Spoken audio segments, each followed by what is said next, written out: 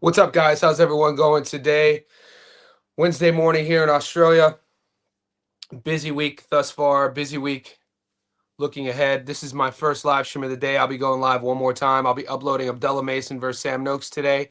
I'm also going to be uploading in the next 24 hours Benavidez versus Yard, as well as Bam versus Puma. There's a lot to talk about. If you haven't watched my breakdown already, it's on my fight prediction playlist. Check out my breakdown, analysis, and prediction of Devin Haney versus Brian Norman Jr.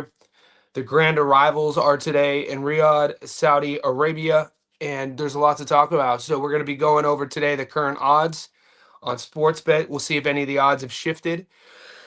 Some of the books down here in Australia they've opened up other fights. So there's Niall Brown versus Darren Johnstone. I think that's on the Eubank Wagner card, and a few other fights. So we'll get into that. John Fernandez versus Casamonica.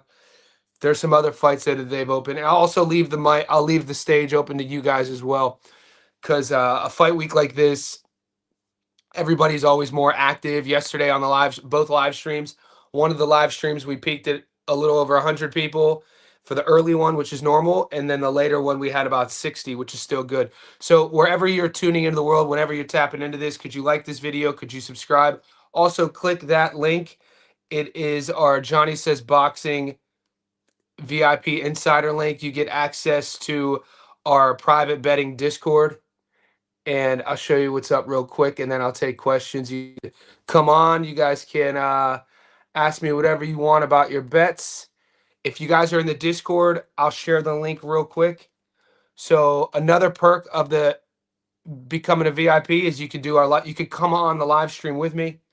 And this is a look into our Discord as we speak. We're getting near 300 VIPs. We're at about 285. My goal by the end of the month is to get to 300. It's a couple bucks a month. Click that link. It's not just boxing. It's MMA. It's NBA. It's NFL. It's hockey. It's soccer.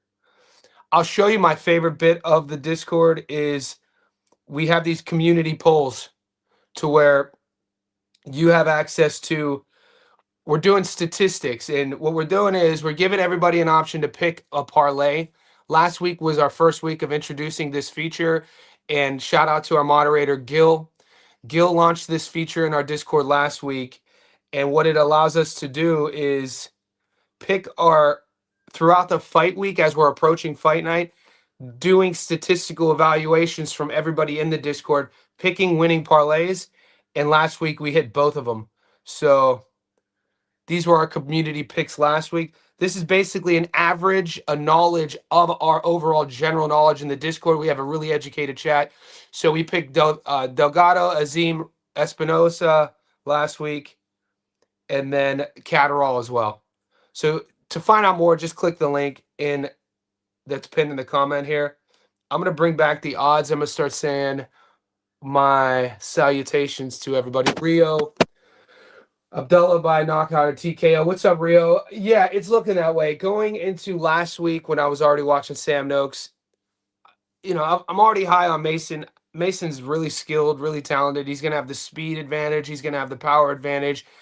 All of that is fine. We know it's boxing. We know it comes down to setups, traps, feints. We know it comes down to resilience, punch placement, accuracy, using the whole ring. It's not just one thing or the other. It's an accumulation of skills and talents and reads and fight IQ. And this is why they call boxing the sweet science. This is why what makes me as a coach love it so much, and as a lifelong boxer love it so much. There isn't one fighter that you guys can name who would stand on a pedestal and say that they have a perfect game. There's always something to work on technically. So I say that to say this. There's things that Sam Noakes does. He has a few tendencies, he has a few tells, and so does Abdullah. One of the major things that Sam does defensively that I don't like is what he does when he follows his offense up in the pocket, doesn't move his head, keeps his head on a straight line. That's pretty much what Abdullah Mason's looking for. Abdullah has his own tells as well. We talked about the Johan Vasquez fight. I did a short on this, and I'm going to be talking about that in my upload. Is in the Johan Vasquez fight, Abdullah got dropped 2 times from the same punch.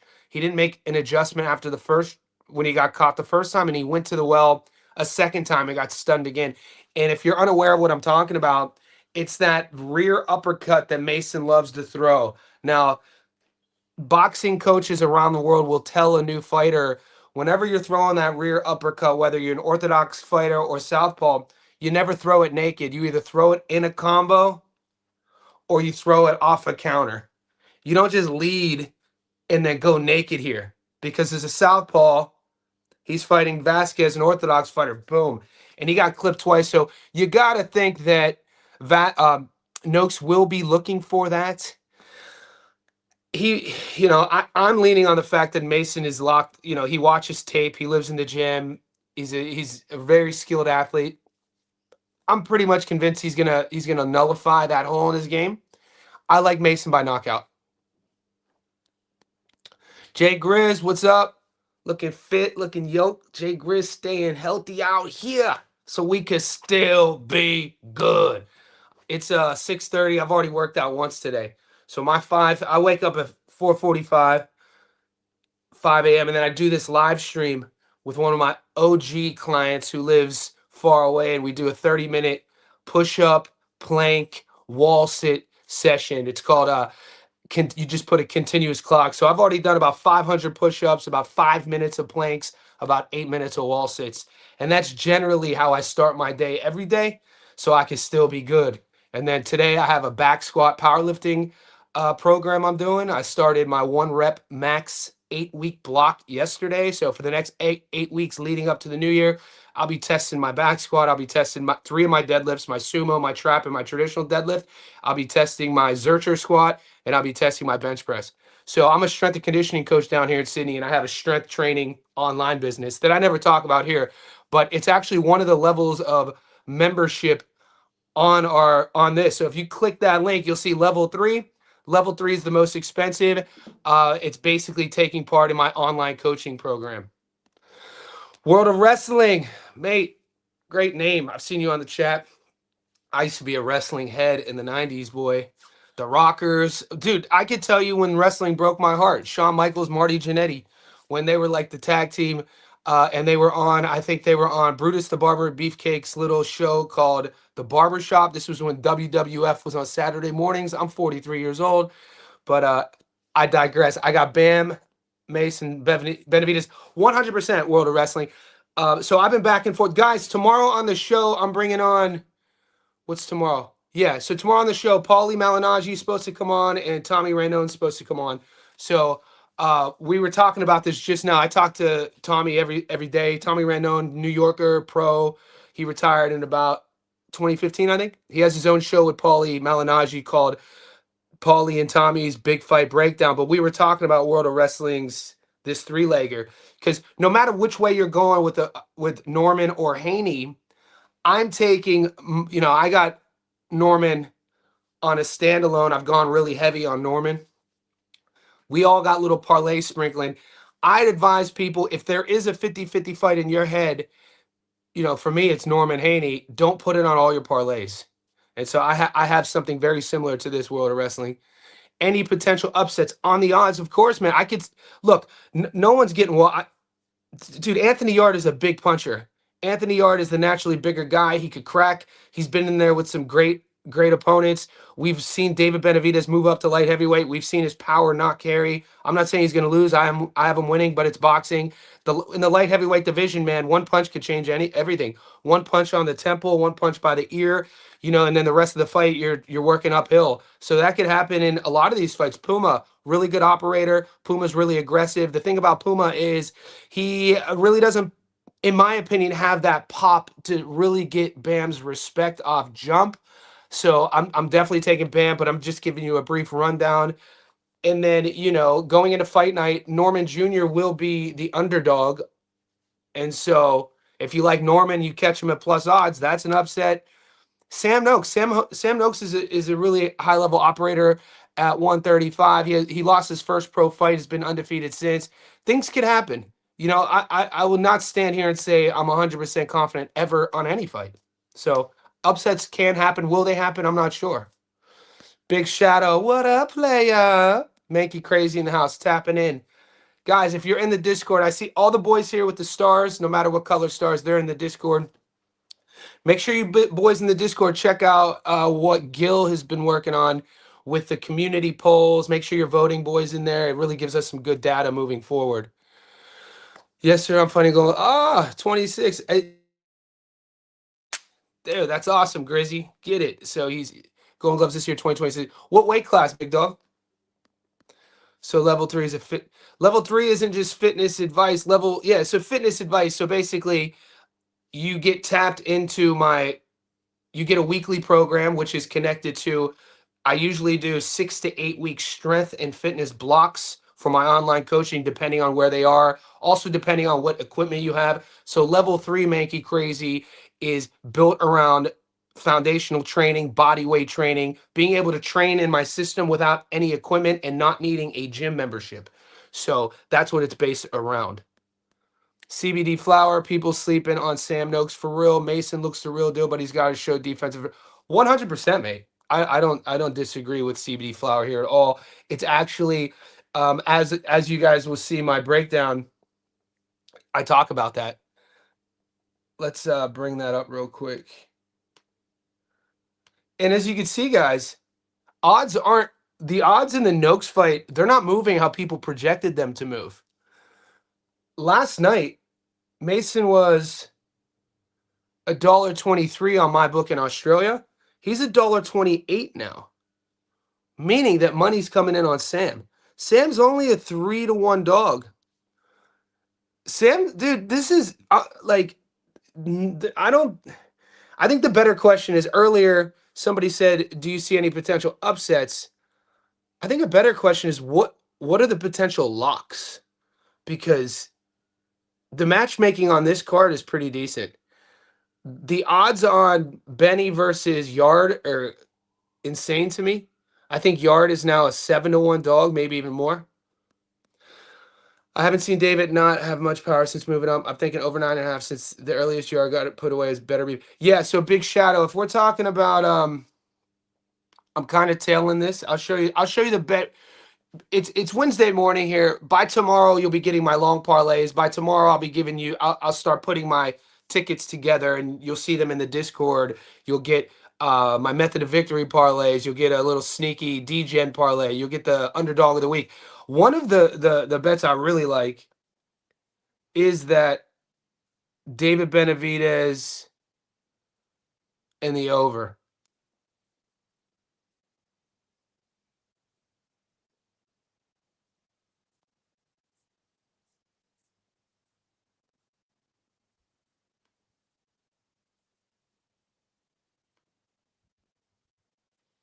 This one. I really like this bet. Over 9.5. 100 on that gets your money back plus 82 bucks. It adds sauce to a parlay if you want to sauce it up, or just a standalone bet. A couple hundred on that. Because we know about Benavidez's accumulative power. We know how big Yard is. He's tough. Yard could punch too. Over 9.5. I really like this. I like that bet. Boxing. Boo, thinking Eubank, Fernandez, Bam, Mason, Nasico. Yeah, see, I have similar parlay on that. I do have. You guys know I have Norman, but he's on a ticket by himself.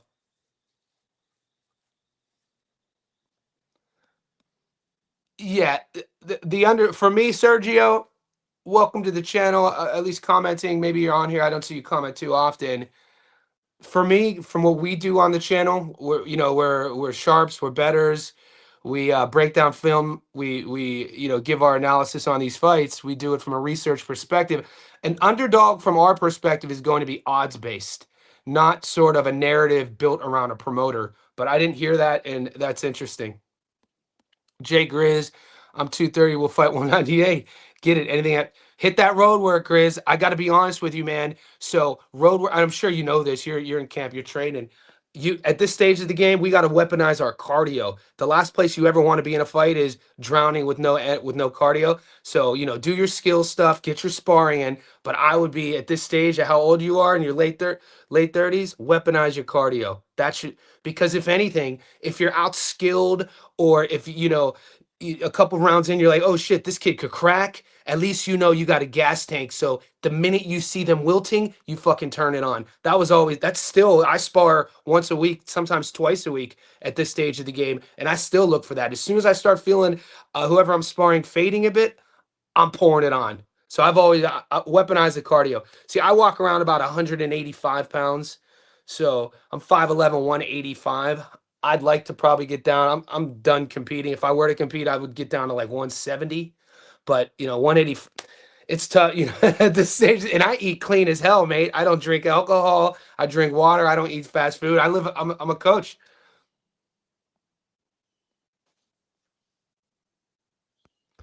I do like this. We were looking at these odds. Let's bring them up. Casamonica fighting Fernandez. Eddie, what is it about this that you like? Because I haven't taped it yet. I've been kind of keeping my eye on these odds. We watched John Fernandez. They call him John Fur. He's a Spanish fighter. I like Casamonica here. I wanted to get your opinion on maybe there's something you saw that I didn't see. Merch is Big Meech. Larry Hoover.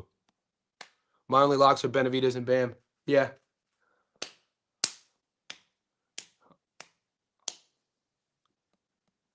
Tipkin, no one wants to hear Norm. I know, man. People are getting salty, Tip.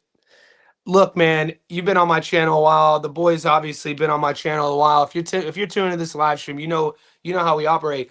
But every time there's these big cultural fight matchups, the casuals or just people from new channels come and they get salty. You guys want to see some salty comments?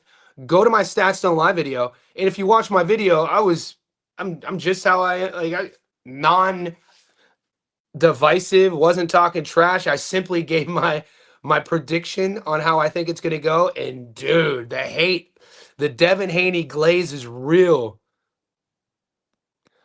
I think the biggest question is how the hell did Melnicki get on this card? And we know that is Pops. Thanks, Pops. Vito is fighting an undefeated Nigerian fighter. Yeah, but mate, they found this dude. It's not Eddie. I got a message, Eddie, maybe 5 weeks ago. And I think I messaged Gary from 3D Boxing about this exact matchup. And one of the boys from New York messaged me and said, hey, Vito Melnicki is getting put on this ring card. And they found an undefeated Nigerian, MoMA, to fight him. And I guess this record is sus. I'll bring up, yeah, I guess the record, they found this Nigerian with this record to sort of add credibility to even having Vito on this card. I'll show you what I mean. So I'm not going to sit here and say it's padded, but we could vote. I'm going to pull it up.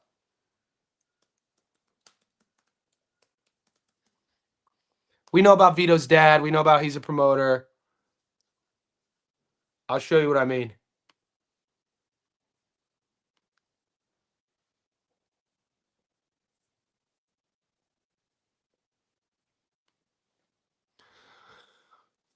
So we can't just so this is the dude, 28, 21-0, 5 knockouts.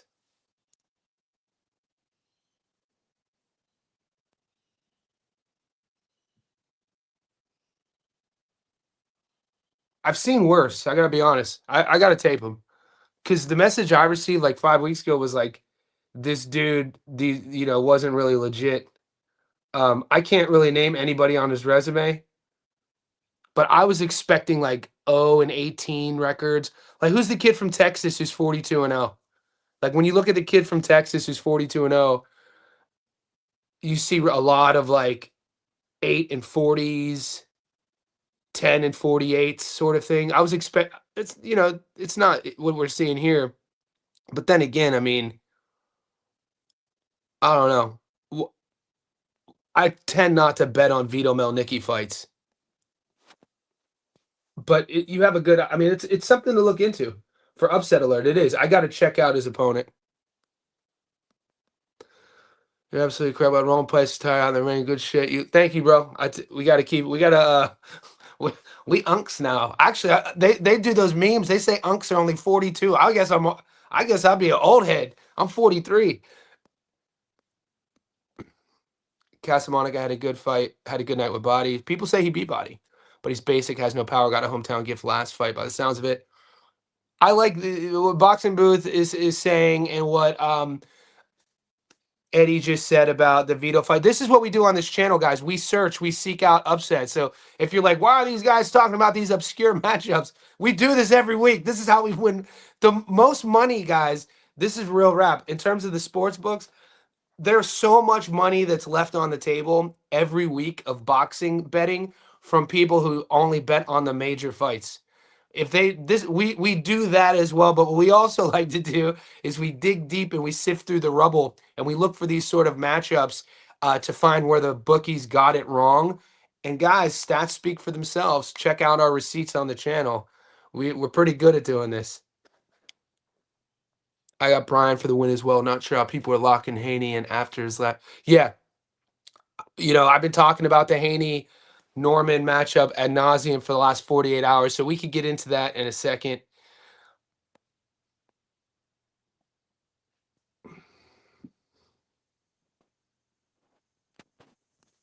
So Boxing Booth says, love to take Casamonica, but don't see it at the moment. Watch tape on John Fur, because that's the tape. I didn't tape. I saw Casamonica's last fight. I'll show you. We covered Fernandez. We covered Fernandez's last fight on the channel. Ricardo Nunes. It ended. Nunes down in round 2, causes in the third round a large cut. Fernandez is here with 2 blows after the ref. Fernandez can't continue. Yeah, it kind of messed up a parlay because it was this weird finish. 27-3, 22 knockouts. Casamonica. This is the kid. We watched the Lucas Body fight. 15-1, 3 knockouts. Italian. Yeah, I don't know, man. This if you're gonna bet on this, unless you really see something that you guys like, Boxing Booth, and anyone else in the Discord, and you guys know to do this. If you really see something in the tape, put it in the Discord. Let us know, and I'll take a little bit of a deeper dive. 5 boxing Van Norman has a lot of 10 and 40 ounce record. Yeah, so does Dev. Dev has a lot of non-fights on his record though, mate. They both, in amateur boxing in America, to get pro fights before you're 18, you got to go to Mexico. It's the thing you got to do. So I'll show you something about you. We'll do both, but you're not lying. You don't never lie. You don't never lie.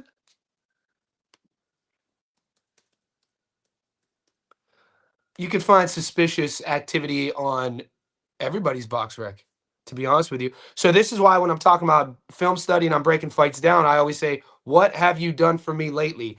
For Brian Norman Jr., I only go as far back as the Quentin Randall fight in 2023, and you could watch the evolution of Norman Jr. from Quentin Randall to Santillan to Cuevas. You could even the Janelson Boca Chica fight when he got clipped, and that fight ended due to cuts, no contest, to the Jin Sasaki fight. His Brian Norman's leveling has happened on the defensive side and his entrances. When you watch that, how he got clipped against Janelson Boca Chica, the dude is so hungry and so confident in his power. This was against Janelson. He's pressuring Janelson into the corner. Janelson's a crafty vet at this time. He knows what he's doing. Norman doesn't feint. Norman doesn't even throw the jab. Norman's basically telling the whole world he wants to throw his right hand. So you do that against even a club pro, even a gym pro, a guy who just goes to the gym and spars, doesn't have a pro, doesn't even take fights at this stage of the game. They're savvy enough to pick up on, errors in your entrances, errors in your setups. And I'll show this to you. I played this on my Instagram. And Norman walks right in, kind of like, hey, I'm going to throw this at your head. And he doesn't hide it. He doesn't, none of that. And he just goes big-eyed. And Janelson just goes, bink, cracked him. And but from that punch, you can see, watch the setups against Cuevas, watch the setups against Sasaki. That's what I'm looking for. So when you watch Haney, and people are going to talk about, oh, he beat Ramirez, you know, world champion. Dude, he beat a 32, 33-year-old Ramirez that we know Ramirez's best days were what, 8 years ago. We know Ramirez's style, brutal, takes a beating. We know the beat, you know, he beat go watch Maurice Hooker. Go watch that fight and then watch what Ramirez looked like after the Maurice Hooker fight, in his movement patterns, in, you know, how he approached the game. He took a lot of shots against Hooker, and that was years ago, a few years back. My point is, it's not shocking to say Ramirez wasn't in his prime against Devin. If you're going to lean on the fact of Devin's performance against Ramirez, good luck on that, because he lands, what, 70 punches? He fights negatively the entire time. And then, you know, since the Regis fight, if you want to give me Regis, who was also in his mid 30s, that fight was at 135. This fight's at 47. Since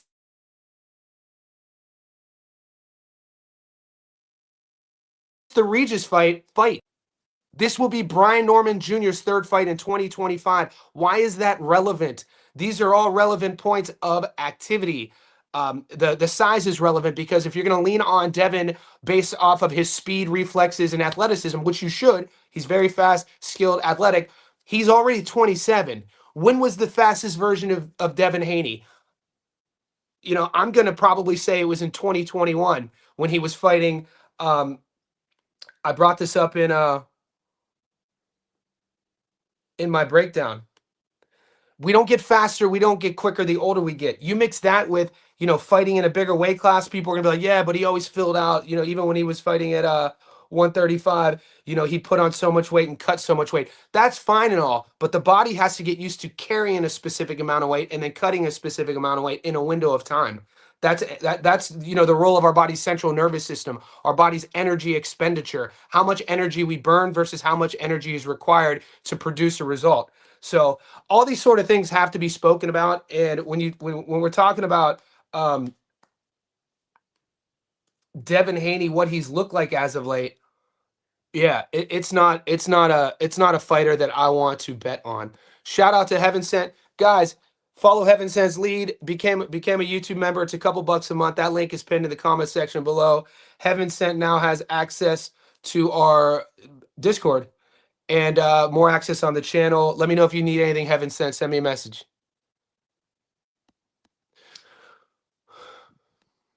Ramirez's fight was 100% rigged. Ramirez threw the fight on purpose. Crazy to me how nobody sees it. It's crazy to me, Frederico, that people are using that Ramirez performance to say that he looked good. They're gonna tell you, because this is the trick about Devin Haney, dude. Because when did you have to do a little bit more homework when you're looking at his resume, because on paper the resume is legit.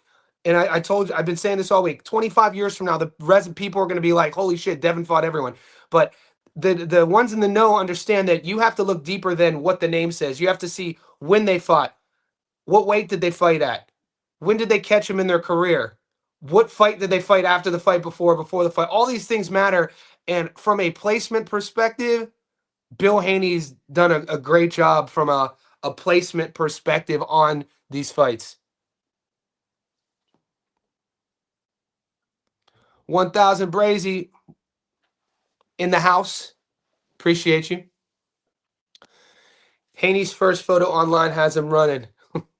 I'm trying to pull it back up, but thank God, a month and a half ago, I invested in the live stream for you boys. So this is a newer device. That's why we haven't been cutting out over the last 6 weeks. And I got my 2022 Mac right here, but you know, almost 4 years old. That's my only beef with Mac products and Apple is that, like, I don't use it for anything but editing. There's nothing. I don't have any apps on my Mac, right? So the storage is there. I don't save anything. I use it to edit my Stats Don't Lie videos. And the internet just drops out all the time. Heaven Sent, this is my first ever subscription on the channel. I see this is great. Appreciate you, mate. Let's go. Let's go. Be patient with us. Get into the Discord. If you have any questions, let me know. It's not just boxing, by the way. And we always put up our receipts too, man. So I've seen you've been supporting the channel for a while. It's crazy that I'm not getting the internet. I got the internet going nuts. I'm Paul Wall, baby. What you know about me? I'm only 5'9" sadly, baby. Holla at me. People, did Paul Wall hit where you guys are from? Because when I remember when Paul Wall and Mike Jones and Slim Thug hit, people were like, ooh, this shit's off the meat rack.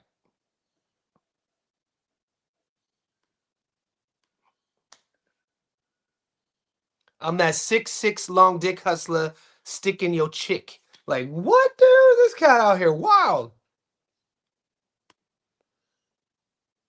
Share screen. Okay, I got it coming back. We're about to have a revivalry. Sorry, guys. Thanks for being patient with me. All right, box rec. I'm getting back to the comment about Devin's resume because or Brian's resume. Here we go, boys. It keeps you running. Okay, so 32-0. We know about this. In like 15 knockouts, we know about this. So yeah, it's part of the game when you're coming up in the game, you're taking fights. Uh, you just turned pro. I get it. I'm not throwing away the whole thing because it was in Mexico. I'm bringing this up because you brought up Norman's record, but peep game on this. So you're telling me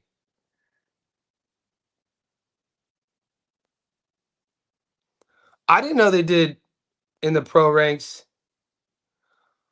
I didn't know in the pro ranks they was out here doing same day tournaments out here like it's the UFC. Like it's UFC 1, 2, and 3 when Hoist Gracie had to fight 5 times to become a champion. Look, on the box rec, Devin fought December 15th. He fought again on December 15th. So he's 2-0 here. And then on the box rec, it's kind of wild that all these dates are December 15th, December 15th, February 16th, March 16th, April 16th, May 16th, June 16th, August 16th. It seems kind of, oh, they only fight on the 16th? Or was it like, what day did y'all fight? What day did y'all motherfuckers fight?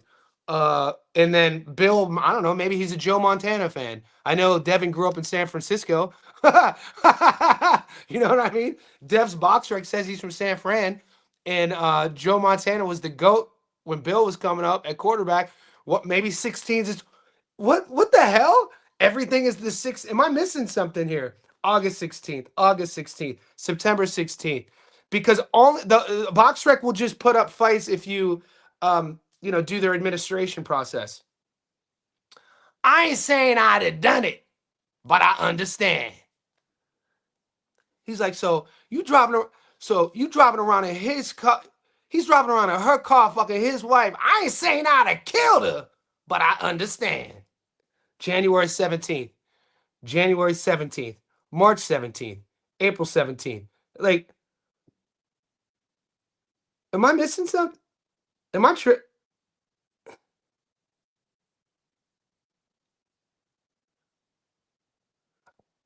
I don't know. I want to see it. Let's go to Devin Haney's. Or let's go to Norman's. So here's Norman's. In Norman, it's been on record that this is what you do if you go pro in America and you're not 18. You go to Mexico.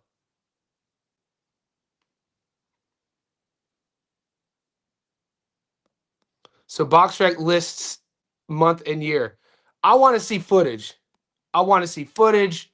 I want to see tapes. Did anyone ever get the facts about who was it that was talking about Devin bought a loss off of his record? Okay.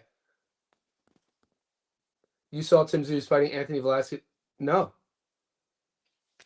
Tim Tszyu is fighting Anthony Velasquez. I feel like Tim Tszyu should be fighting Michael Zarafa, but Nikita's fighting Zarafa. How do you guys feel about that? Aussies stand up. So is that the year? Brandon, good looking out, mate. We don't really be reading things that well.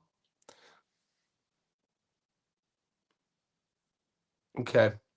I want to bring up Brian's.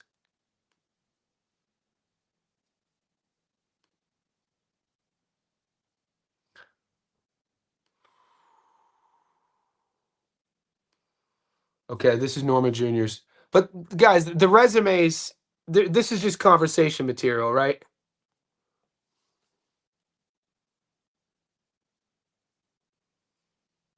I'm going to tell you, what have you done for me lately? If your money is going on Devin, you're obviously liking what you see in Devin's most recent performances. Oh yeah, it's the year.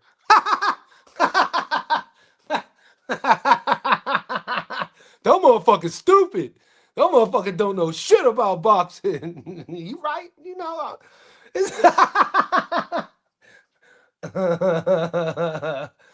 They were at the same hotels though. You know, I'm gonna stand. I'm gonna double down. I'm gonna pull my muscles. They was remember muscles was doubling down on those tickets. They was at the same hotel though.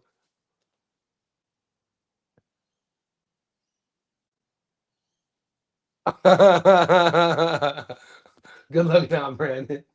Let's get. I'm a stupid motherfucker. Share this tab instead. I want to see if those Haney Norman odds have shit. Guys, what books do you have? What book are you using? I want to see who you guys have as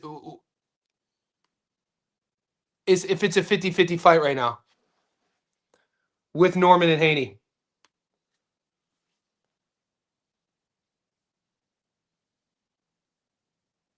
It's insane. It's literally a coin flip right now. Here, 196, 196. And the reason why this is kind of crazy, at least on sports bet, is because with the draw, you're forced to take three-way betting. So let's say there's a draw and you pick a winner, you lose, right? But Bet365 is not that route. So I always tell all the Aussies, if you're betting on boxing, use Bet365 because the draw won't ruin your ticket. But for it to be 196, 196 with the draw and play, three-way betting 16-1, it's crazy. It's literally like flip a coin. Checking in, high interest. What's up, player? Haney moneyline Ziggy in the house. Good luck. Haney going to sleep in the eighth. Yeah. Gotta tape Anthony. So words breaking that Tim Zoo is fighting. Who was it? Anthony Vasquez? Anthony Velasquez. I'll check into that, mate. We got some time. High interest says, I got Norman because Haney couldn't stop Ryan. Guys, how do you this is another thing. This is a great point, high interest. Guys, I want to know somebody, how do you rate Ryan Garcia? Because in my breakdown, I read comments, and the Stats Don't Lie video, it's doing well. It's about 3,000 views. For me, like if I break 1,000 on my edited videos, I'm like, I ain't greedy. I'm happy. Those videos take a long time. I put a lot of energy, and we're just a new channel. We're growing, so I read the comments as well. And people were kind of salty that I said Ryan Garcia is not world level. I look at Ryan Garcia as an American domestic level fighter. You know what I'm saying? And so the reason why that's important for this conversation is I put Garcia North American domestic level. And he did pop for Osterine. Look, I'm not a Garcia fan. Not making the same mistake over and over. People are gonna, criticize both sides of the game. They're gonna criticize Norman if they're betting on Dev. They're gonna criticize Dev if they're betting on Norman. I'm not criticizing their personalities, guys. I'm not criticizing their last name. I'm criticizing technique. Everybody has technical flaws. So when you're looking who you're betting on, you look at the technical flaws, and then you look at their skill sets and strengths. So, and if those are aligned, if one skill set is and strength of a fighter is aligned with their opponent's flaws, then you're getting close to your answer of who you want to bet on, right? Devin Haney's skill set is going to be speed and reflexes. It's not power. And his flaws are going to be psychological and his right hand dropping when he throws his jab. People say he has a great jab. I disagree. He has an okay jab.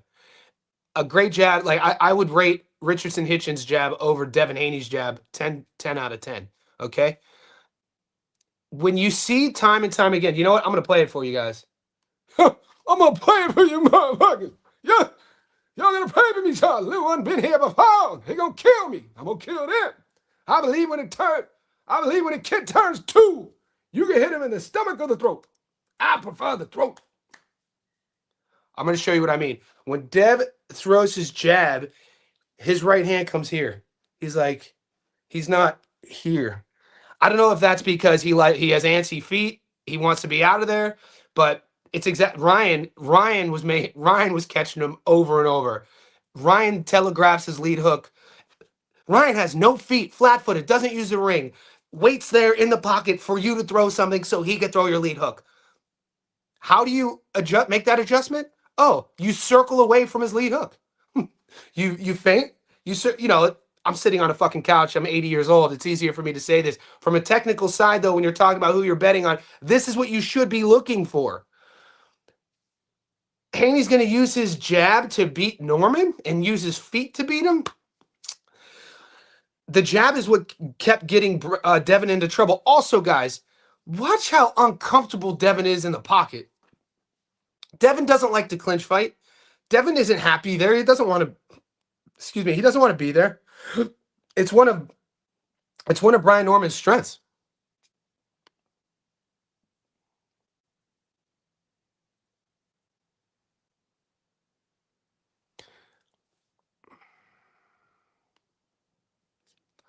Man, this internet down here is suspect on my third device. This internet is suspect.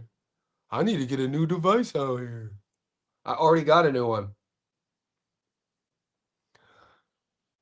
Norman Sr. spoke on a lot of things. They say they got anything for Dev. But what Dev only engages in the clinch to get a separation and a reset.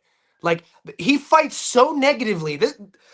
He doesn't, like, I don't care who you are as a person. I don't judge fighters by them being how they are outside the ring. That's the hater's job. That's not from a technical side, Devin Haney will make you pull your hair out because he has skills that you kind of want him to use in a different way. He has skills that he was born with that you kind of want him to use in a more proactive way. He uses those skills so negatively to where when you watch him clinch, when you watch him in the pocket, he's only doing it to get a reset. He doesn't want to do any work there. It just tells me that, tells a lot. High interest, super chat. Appreciate you. Let's start a chain show, John. Some love for the work. Let's start a chain show. I'm down.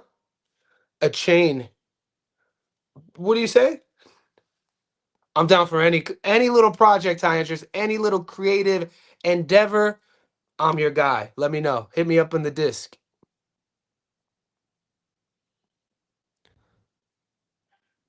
Okay, what are you guys getting about the ring size? Because some of the boys in the comment section were saying that they announced the ring size, but I didn't get any. Did you guys get an official ring size? Somebody was saying it was 19 by 19. I couldn't find it. I'm going to show you what I mean, though, about Devin has a tell. And,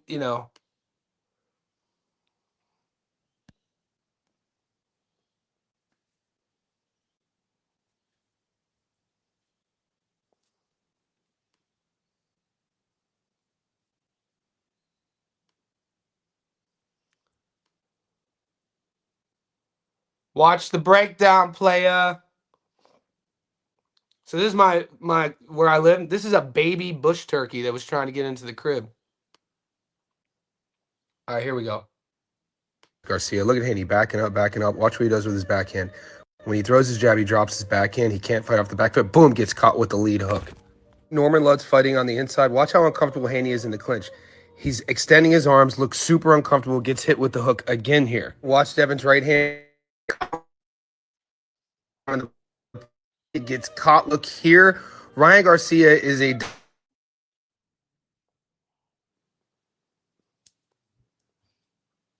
Dude, this connection's driving me absolutely insane. The only reason I made this, the only reason I broke this down because one of the boys in the Discord did a jab montage of Brian Norman Jr. against Quentin Randall, which was in 2023. And he beat Randall. Randall was 13-0. and I was telling the boys, if you're gonna watch Norman Jr. highlights, don't go. He's at 24 years old. He's a guy who he's not in his physical prime yet. He's not a peak fighter. He's a world champion, but he's going to continuously get better. Devin Haney has peaked. Devin Haney, in my opinion, he has leveled out. If anything, Haney's degrading. I don't think that should be a shocking statement. At 27 years old, the version of Devin at 21, 22 was kind of peak Haney. This is just my opinion. And when we're looking at progression of athletes, that you have to look at the trajectory of the story that the athlete is telling you. Norman Jr.'s story, everything for, and just so you know, I'm not one-sided, guys. I did this breakdown, but I also broke down Norman getting dropped against Janelson. Shout out to the Motor City Cobra. Let's go. You see, this is what I love. The reason why this is relevant is one of the boys in the Discord put a picture of Devin Haney looking jacked, and he was like, Devin Haney looks like, he's gonna have the power advantage. I go, bro, do you not know anything about boxing? I was like, some of the most devastating punchers are dudes who look like string beans. I was like, power does not come strictly from optics. It comes from being able to use the body in a certain way. Torque, leverage. Usually long, slender strikers have bigger pop. Think about the Motor City Cobra, Tommy Hearns. Kelly Pavlik was built that similar way, long and lean, and they just would generate just nasty power. So it's not a bodybuilding competition, it's boxing. So I just played you the tell of Haney. Haney comes, when he throws that jab, his right hand's here. Now I'm going to show you Janelson dropping Norman. It's a beautiful right hand. You see, this is right here. Absolutely gorgeous. Watch Norman come in. No feint, no jab. Norman doesn't set this up at all.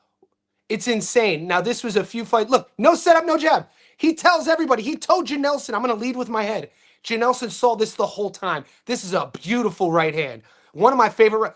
Boom, straight down the goddamn pipe on a button. It's insane Norman didn't get knocked down cold.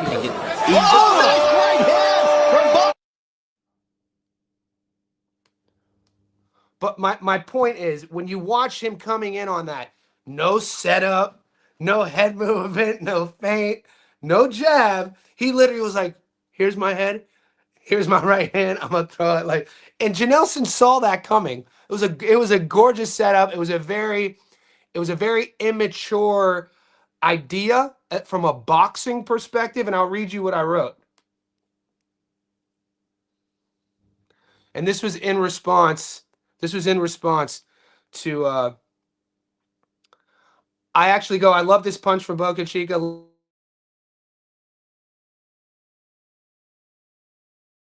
It's all part of the game. No feint, no setup, no jab, just sheer youthful hubris. Hubris. Hubris is the perfect adjective to describe Brian Norman Jr.'s psychology in this moment. Hubris is a word to describe somebody's almost arrogant confidence or impulsive sort of attitude towards something that they should be a little bit more calm or a little bit more cautious about. A lot of salesmen use hubris to sound right. Fighters in this moment, think about Abdullah Mason against Johan Vasquez, similar thing. So I then say, you want to make that kind of mistake on your come up when you're coming up through the ranks. You want to make it then than now. All fighters learn through getting hit. Some lessons are more brutal than others. It's actually a beautiful aspect of boxing. Coming back from mistakes, making adjustments, and leveling up through adversity.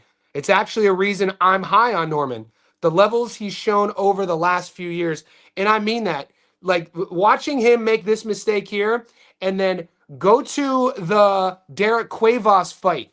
Derek Cuevas at the end of and Cuevas was a big YSN. And go to the best thing about YouTube is there's receipts. As long as content creators don't do a dodgy one and delete their takes. I don't delete shit. So you see all my good takes, you see all my bad takes. The Derek Cuevas Norman Jr. fight week was hilarious to me. We hit on a plus 650 Brian Norman. My bad. That was Norman Jr. versus Sasaki. But the Cuevas fight week was hilarious to me. We still hit on the stoppage, but people were saying Cuevas's power was going to sort of be a big problem for Norman considering his defensive flaws. So he did get caught with a punch at the end of the second in a similar predicament, but his hands, he wasn't here. He was here. And when Cuevas caught him, he was here. And so you saw his legs kinda, not really, but kind. And I'll give Cuevas the benefit of the doubt. He landed the punch on the button. But if Brian Norman doesn't make that adjustment, and he wasn't punching with him, by the way, either. He was here. He was getting ready for a sit-up, and then he got caught. His hands were up, though. He doesn't get dropped. He then stops him the next round. That is a perfect example of making adjustments. Fight to fight. Okay, it's an it's an adjustment. Abdullah Mason, the Johan Vasquez rear uppercut without setting it up. I was talking about earlier. Hopefully he makes that adjustment and doesn't do that against Noakes, because Noakes is a visceral guy. He's definitely going to be looking for that. Any boxing coach would tell you straight off jump, never throw a rear uppercut if it's not part of a combination or if it's not a counter. You just don't nakedly throw a rear uppercut. So these are the adjustments I'm talking about. Devin Haney, in my opinion, I haven't seen them from Haney. Haney is he's leveled off.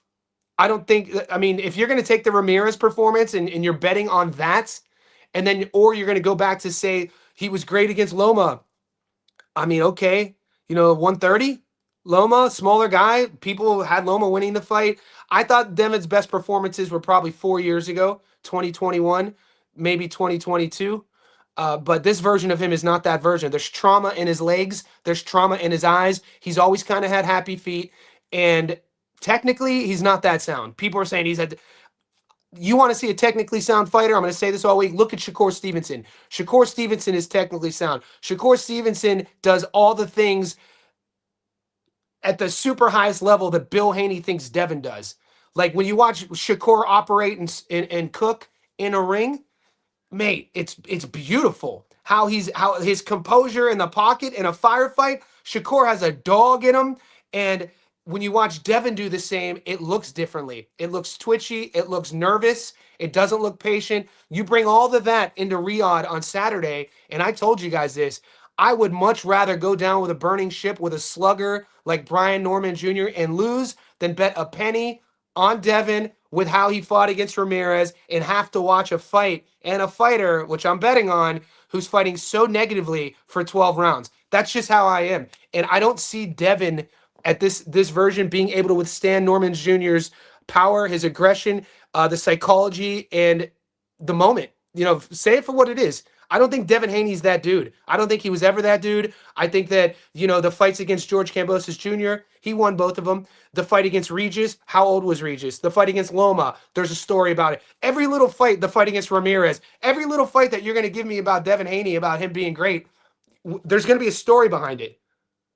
What's the story of Devin Haney? What's the story of Brian? If both of them have books, I'm going to go with the 24-year-old's book, because the way that thing is trending, I'm going to invest in that. As an angel investor, as somebody who is looking to invest in an idea, that's the approach. That's one of the elements of, once you get past film study, once you get past the technique, once you get past the style versus style, you have to, at least me, I'll ask myself that as well. I'm like, because that's a component of boxing. That's the psychological element. That's the optic of what we're seeing, the product of what we're seeing. And to invest in the product that is Devin Haney at this current time, yeah, have fun with that one. I'm going to be called a hater, though, boy. Johnny hate. Who this white boy talking about boxing? Who this white boy talking about? He a Devin hater. Let's go. Let's go. Let's go. Let's go.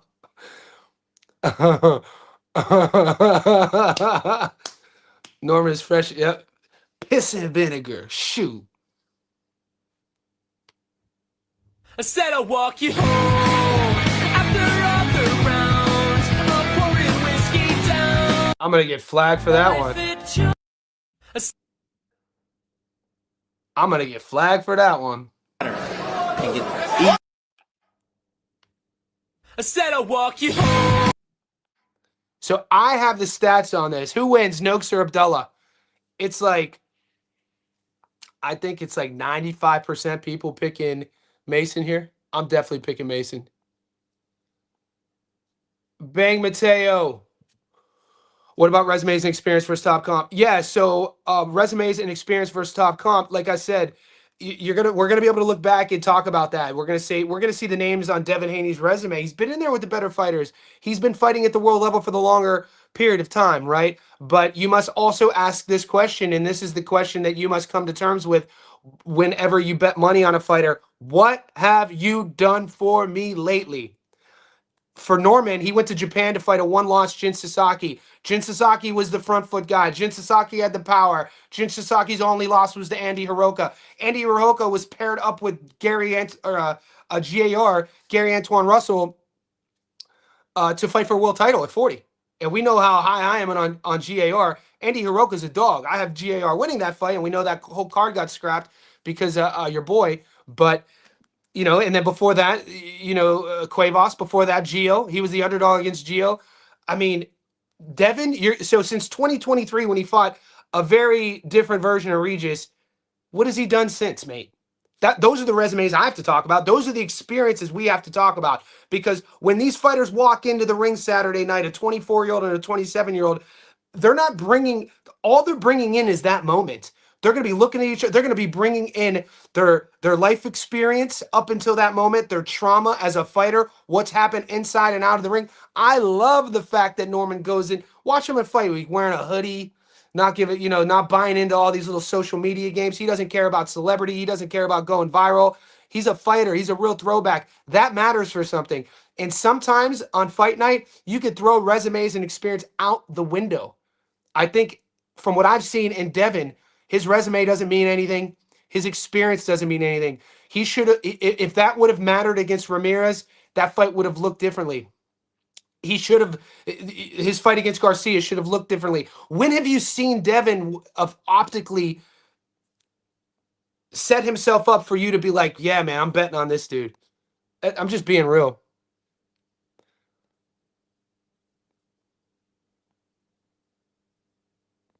Damn, Tank has entered the building. We don't really be messing with Tank. I don't really do the domestic abusers on my channel. They say Sam Noakes is tough. They say Sam Noakes is tough as nails and a puncher, but I haven't heard about his skills. Mason. Okay, so at 27 years old, they're going to talk about Sam Noakes being tough. A narrative about him is he lost his first fight. He's been undefeated since. He's 27 years old. He's experienced. He's the more physically matured guy. He has his man strength. He's technical. He's not going to be the quickest. He doesn't have the biggest power. I think he's flawed defensively. I think he's tailor-made in terms of keeping his head on the midline. Showing Abdullah nothing that he hasn't seen already. I like Abdullah to stop Sam, but he does a lot of the things that you want to see. Good. He's sound. He's a sound pro. This is a step up. This will be the best fighter Abdullah's faced. This will be the best fighter Abdullah's faced. Grand Marquis. And this matters, man. This matters. Storm and Norman. Do you guys remember the UFC fighter Norman Park? There's a kid from Ireland right before the Conor McGregor invasion. I think he was either from Ireland or Scotland. He was either from Dublin or Scotland. His name was Stormin Norman Park. And he would just stand there and just slug it out. But nice little nickname. Yeah, to me, Haney doesn't look confident. Confidence is, come on, guys. Confidence is everything. In life, guys, if you want to get the girl, get the job, if you want to get the promotion, you have to read a book about nonverbal communication. You have to carry yourself in a specific way. You have to put the work in. You have to know when nobody else knows that you did the work. That's what I like about Norman. You get the sense when you hear Norman talk, he knows that everybody else knows, that he knows, that they know that he did the work.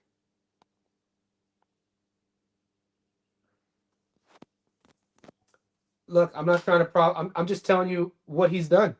So do you want me to just disregard what he's done? I'm not disregarding what Dev's done. I already told you. Devin's resume, stronger resume, been a world level for way longer. What have you done for me lately? I don't know if Ramirez would have beat Sasaki. I can't say that. That version of Ramirez, I don't know, man. I don't know. I want to know. I'd like to know. I want to know what turns you on. Who's Haney beat that wasn't either over the hill? Bro, these are the questions. This is the story that Haney fans don't want to tell. But as boxing fans and non casuals, fans like us who aren't picking a fighter because we like them, we're picking a fighter because we are going to win money. What is the intention, guys, over your attention? That's a philosophical conversation. It's a philosophical thought experiment that every man in here should be doing with every decision in their life today and every day. Ask yourself whether you're going to the library, whether you're going to the pub, whether you're going to the market to get groceries to cook for yourself, whether you're going to the fast food restaurant to have them cook for you, whether you're going to the gym. You must ask, and I do this every decision. It needs to become habitual. What is my intention for doing this, rather than just paying attention, rather than just showing up versus having intent with why I'm showing up, right? When you get to that level of research and have that intent of wherever you're putting your money on whatever fighter you're going to pick, you have to then look at who they fought, how they fought, when they fought, ask the deeper questions rather than just go to their box rec. Oh, he beat a world champion. He beat a world champion. He's a two-weight world champion. Adrian Broner, my guy. AB, Ohio guy. Big fan of Broner, right? Love him or hate him. Hand speed, when he was cooking at his best. The history books will always say Broner is a 4-division world champion. That's what the books say. You got to ask yourself, is he really? When did he fight him? Who did he fight him? Who got elevated? Who won a belt? Was it for a world title? Was it a vacant belt? Like, the reason why that is important in this conversation, because we are now using resumes and world level experience to pick a winner. I'm not doing that. I'm doing exactly what you've heard me say all week. What does the fighter look like? Where is their career trajectory? What is the momentum on this guy? How does this guy fight? How does the other guy fight in this situation? Who is going to be able to implement their game plan? Who is going to be able to negate their opponent's strengths? Who's going to be able to showcase their opponent's weaknesses? Who's going to be able to have the psychological advantage? And at the end of the day, who's going to want to be there when it gets dark, dirty, and the water starts filling up and you're starting to sink? Who's going to want to be there? We know Devin Haney's a dog. I'm not saying anything about Devin Haney not being a dog. He showed us that against Ryan, right? But if he fights like that against Ryan, if he fights like that against Norman, he's getting stopped. He's getting stopped.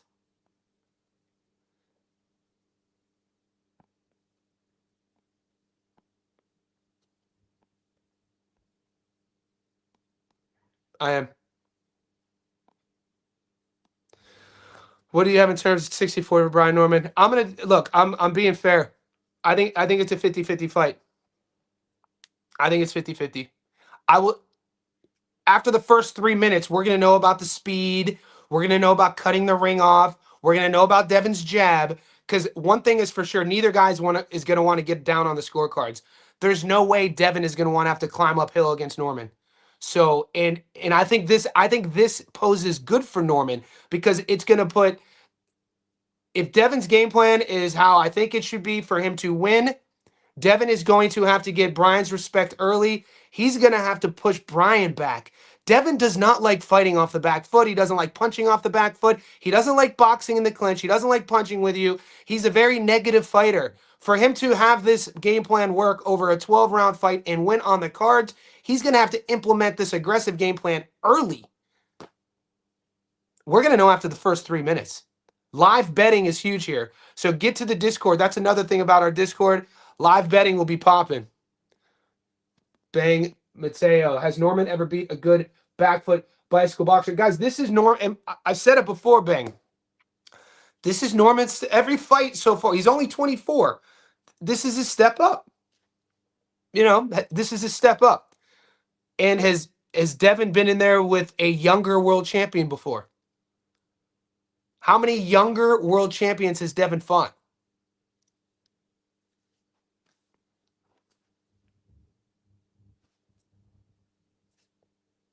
I think he's going to bed.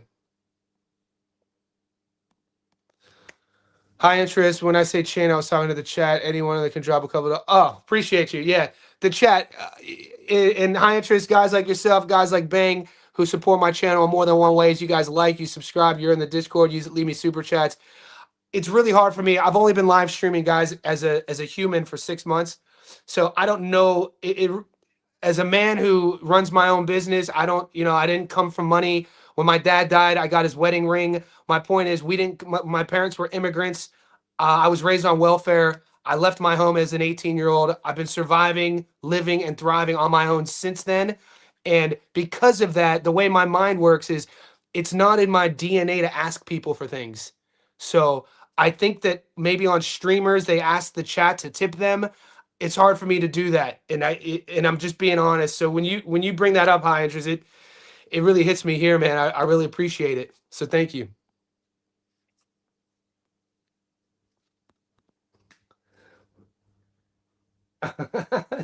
Dev always set to bet on until this fight.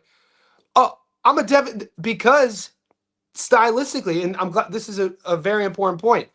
I bet on Devin against Ramirez. I bet on Devin against Ryan. I bet on Devin against Regis. I'm a Devin fan. I'm not a Devin hater. Like, you know what I'm saying? But those were stylistic matchups. I didn't always win. I wish the books would have paid us out for Garcia fucking doing drugs. No, how about that shit, dude? They just keep our money out here. Devin gets it expunged off his record, but I don't get my money back, dude. Can I eat out here? Like, what the fuck? Devin, it's not on Devin's record. Ryan gets suspended, etc., etc., etc., and we don't get our money back. I had multiple parlays cooked because of that fight.